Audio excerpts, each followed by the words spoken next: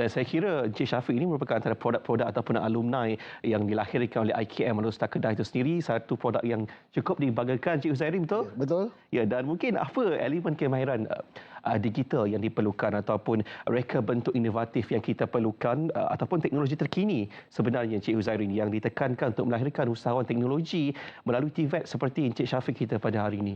Okey, seperti yang kita maklum zaman sekarang ni telah berarah kepada AI. Jadi semua mesin-mesin kita semua telah bergerak melalui digital.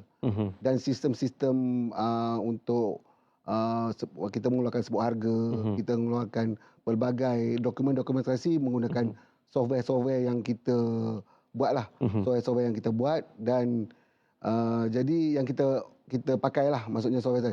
Jadi keseluruhan yang sekarang ni kita dah adaptasi usahawan lama ke zaman yang sekarang ni, dan zaman AI ni, semuanya kita dedahkan kepada semua para usahawan kabinet kita yang ada 196 usahawan di seluruh Malaysia, termasuklah Sabah dan Sarawak, dengan bekerjasama dengan beberapa badan agensi seperti Kamara, Majlis Amanah Rakyat, lepas tu Malaysia Timber Industri dan Pusaka Sarawak lah.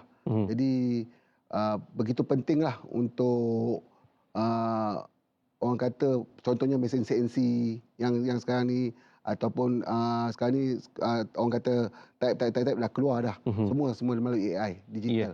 Ya, baik. Mungkin setakat ini kalau boleh Encik Huzairi kongsikan kebolehpasaran graduan-graduan yang mengambil diploma tekno usahawan di Alor Star Kedah ni bagaimana? Okey, setakat hari ini graduan kita hampir 99% lah. Maksudnya yang kita ambil tu kita nilai bukannya daripada lepasan daripada SPM ke apa. Mereka ni mesti lepas menjalani satu ujian. Maksudnya bukan macam biasa-biasa kita isi borang, kita dapat masuk. Mereka kena melalui proses-proses tertentu.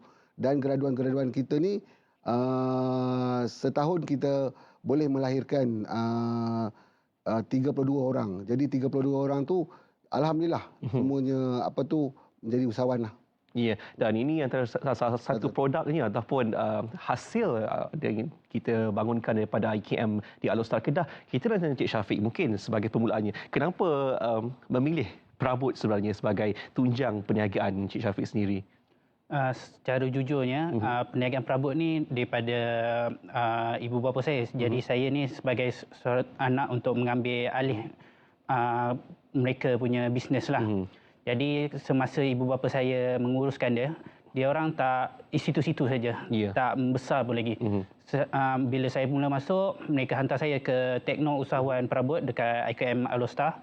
Dari situlah saya start belajar menyusun dokumen, belajar tentang teknologi dan macam-macam lagi lah.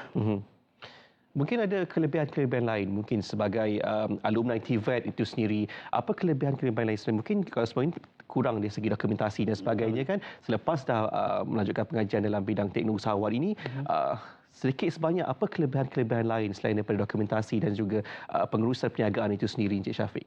Dia kelebihan-kelebihan dia kebanyakannya kita dapat mengenal agensi-agensi dalaman untuk meminta bantuan supaya kita boleh membesarkan lagi syarikat-syarikat kita yang situ-situ je. Jadi kita boleh mengembang ke besar lagi.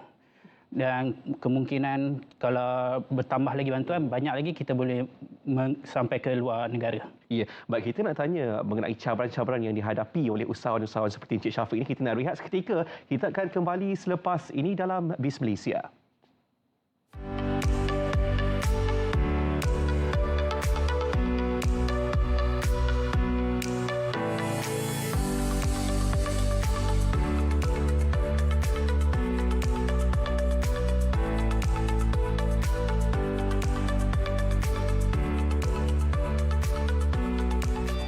Kopi Ekonomi.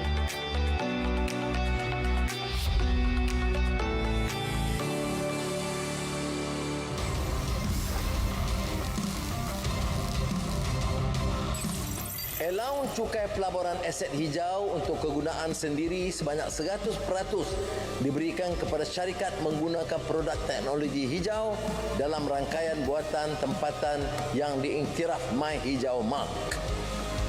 Malaysia mesti berani menembusi pasaran dunia.